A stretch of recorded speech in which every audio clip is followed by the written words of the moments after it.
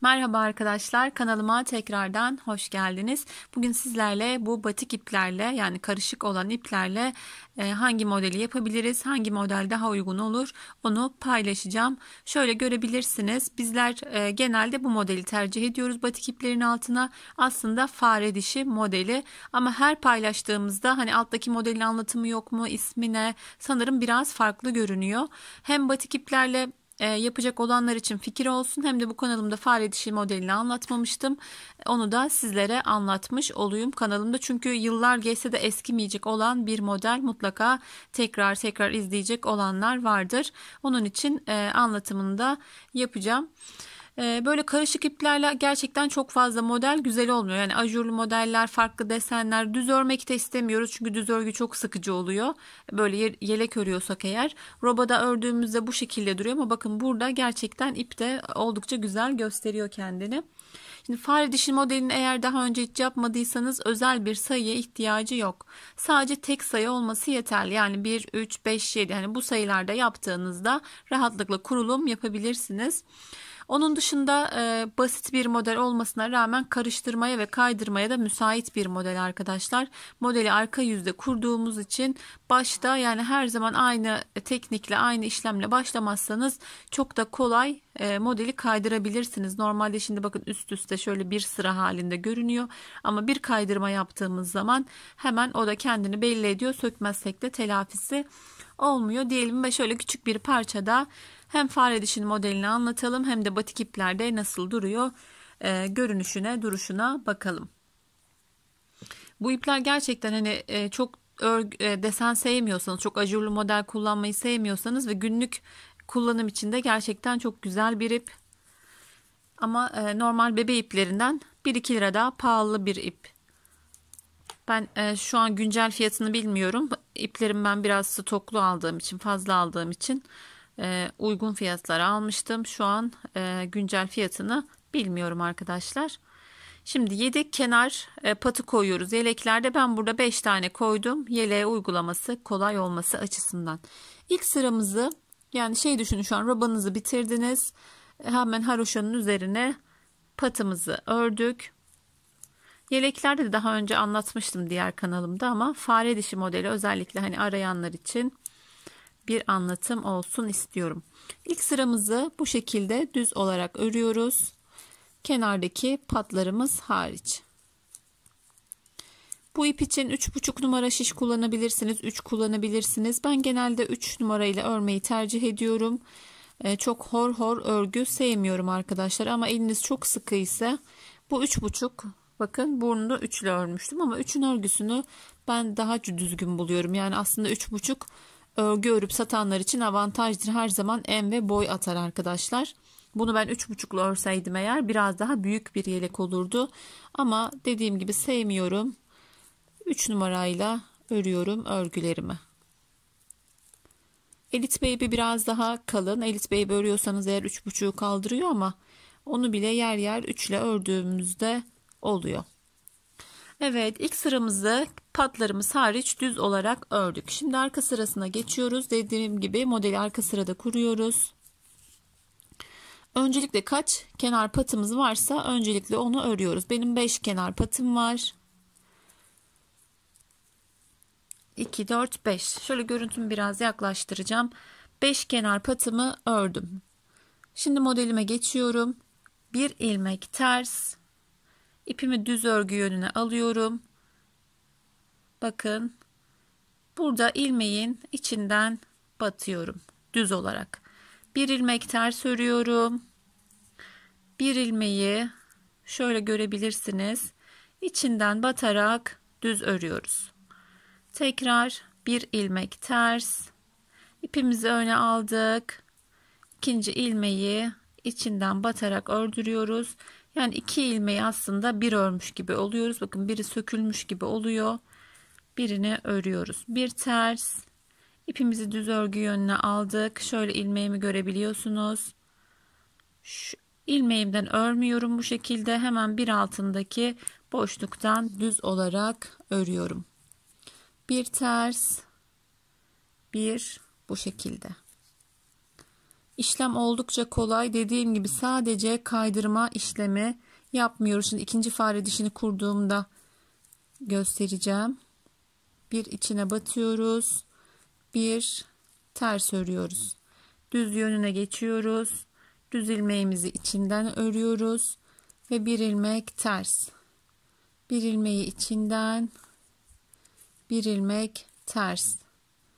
Bir ilmeği düz olarak şöyle tekrar gösteriyorum. Oldukça kolay bir örgü. Ama burada önemli olan, şimdi burada ters aldık. Yanlışlıkla bir tane daha ters alırsak mutlaka örnekte kayma oluyor. Ona özen gösteriyoruz. Mutlaka ben de yapıyorum. Yani kaçıncı hırkam, yeleğim fare dişi modeliyle, ama mutlaka arada yani çift yaptığım oluyor. Önüne baktığımda kaydırma oluyor ya da sondaki ilmekten fark ediyoruz bunu. Bakın şimdi düzümü ördüm. 2, 4, 5. 5 ilmek benim kenar patım. Burada ters ile başlamıştım modele. Ters ile bitiriyoruz. Mutlaka o yüzden yani ters ilmek başladığımızda ters ile bitiyor. Bunda tek sayıyla kurduğumuzda bu otomatik denk geliyor arkadaşlar. Hani 5 katları 6 katları gibi modeller sayılar gerektirmiyor, pardon. O yüzden sadece tek sayı başladığımızda burada ters ile başlayıp burada ters ile bitiyor.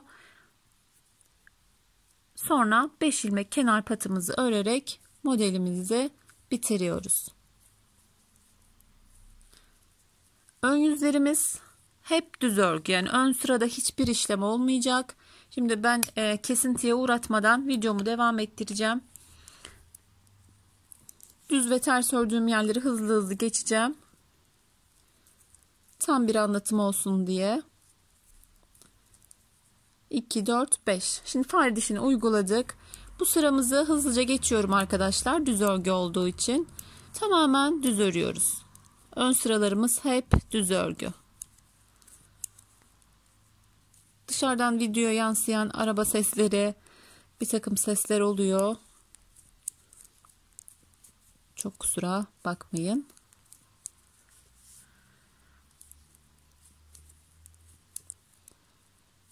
Çünkü yemek videosuna benzemiyor arkadaşlar örgü videoları. Çekerken sesli çekmemiz gerekiyor. Aniden kapı çalabiliyor. Dışarıdan sesler videoya yansıyabiliyor. Çok takılacağınızı zannetmiyorum ama yeri gelmişken söylemek istedim. Şimdi düzümüzü ördük. Bakın 5 tane benim kenar patı için ayırdığım ilmeğim vardı. 5 kenar patımı haroşa örgü olarak örüyorum. Ben haroşamı da ters ördüğüm için 5 ilmeğimi ters örüyorum. Şimdi arka sıraya geçtik. Hiç kesintiye uğratmadım videomu. Arka sırada, bu sırada hiçbir işlem yapmıyoruz. Tüm ilmeklerimizi yine ters olarak hızlıca ben örüyorum. Bir önceki sırada işlem yapmıştık. Bu sırada işlem yapmadan ters olarak örüyoruz. Dediğim gibi ön sıralarımızda tamamen düz örgü.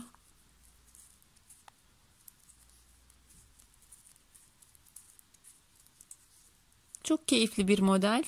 Böyle hani işlem yapmadığımız sıralarda gözü kapalı örebilirsiniz. Hani her sırada işlem gerektiren videolara bakarsanız oldukça kolay bir model, ama dediğim gibi kaydırma yapmamaya dikkat etmek gerekiyor. Ama dediğim gibi ben de aralarda yapıyorum. Yani çift aldığım ilmekler oluyor.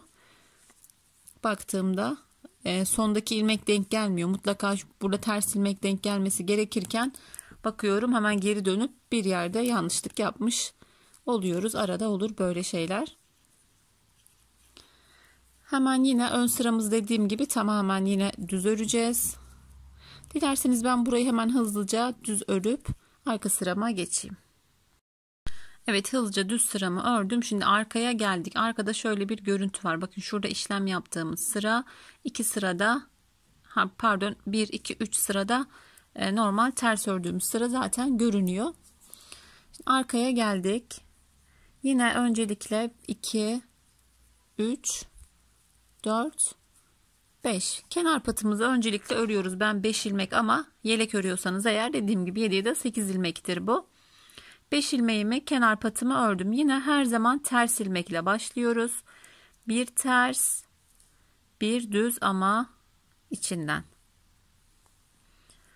Bir ters, bir düz ama şöyle biraz daha görüntümü yaklaştırayım. Düz ilmeği bu şekilde. Bir ters. Eliniz alıştığında bakın oldukça rahat ve hızlı yapabilirsiniz. Böyle hani içine batılan ilmek gibi görünse de şöyle bir hızlandırayım. Oldukça rahat yapılıyor. Bakın şöyle yine göstereyim. İlmeğin içinden. Burada hani arkada yaptığımız için kontrollü şekilde yapabilirsiniz. Bu içine battığımız ilmek bizim buradaki, bakın şu haroşa görünümlü ilmek. Böyle kontrolünde yapabilirsiniz. Doğru mu diye. Şu ilmeğimiz bizim düz olan ilmeğimiz olması gerekiyor. Bakın düz ilmeğimiz, arkada ters ördüğümüz ilmeğimiz. Arada yine de hani bu şekilde de kontrol sağlayabilirsiniz. Ön yüze geldiğinizde mutlaka kontrol yapın ki, yani yanlışlığı şurada yaptıysanız eğer burada fark etmeyin. Hani telafisi gerçekten zor oluyor. Ara ara kontrol ederseniz, zaten burada yanlış yaptıysanız dediğim gibi şuradaki son ilmek ters denk gelmez. Mutlaka oradaki ilmek tersle bitmesi gerekirken bu şekilde içe battığımız ilmekle de denk geliyorsa mutlaka bir yerde ya kaydırma yapmışızdır ya da başlarken yanlış yapmışızdır. O zaman dönüp mutlaka bir bakın örgünüze. Evet arkadaşlar. Şöyle düzünde gidelim, daha net görünsün. Batik iplerle yapabileceğimiz oldukça kullanışlı ve şu an gerçekten özellikle bebek örgülerinde sade örgü sevenlerin tercih ettiği çok güzel bir model. Yeni doğan bebek yeleği anlatımı yapmıştım yine bu modelle baştan sona ana kanalım olan Kardeş Örgüler'de. Takip etmiyorsanız eğer oradaki kanalıma da abone olabilirsiniz. Yine baştan sona kapüşonlu hırka anlatımı da yapmıştım. Fare dişi modeli gerçekten birçok örgüde işimize yarıyor. Yine bir rengi geçiş yaptık burada. Bu iplerle örmesi çok keyifli oluyor arkadaşlar. Hani pembeye geçtim, yeşile geçtim, sarıya geçtim. Yine burada farklı tonlarda iplerin geçişleri örerken büyük keyif veriyor. Şöyle sıramızı bitirelim. Çok fazla daha uzatıp anlatmaya gerek yok. Zaten başa dön aynı işlemleri yapıyoruz. Şimdi burada arkada işlem yapmıştık. Düzümü ördüm. Bu sırada hiç işlem yapmayacağız arka sırada. Yine düzümüzü de düz olarak geleceğiz. Sonraki sırada yine aynı işlemi uygulayacağız. Şöyle arka görünümü de şöyle görebilirsiniz. Arka görüntüsü de bu şekilde oluyor. Gerçekten tüm örgülerinizde kullanabileceğiniz oldukça güzel bir model. Fare dişi modelini batik iplerle anlatmaya çalıştım. Şimdiden sizlere de kolay gelsin arkadaşlar. Yine anlamadığınız, takıldığınız bir yer olursa mesaj atın, yorum bırakın. Ben yine yardımcı olmaya çalışırım. Yeni bir model, yeni bir videoda görüşmek üzere. Allah'a emanet olun. Hoşça kalın.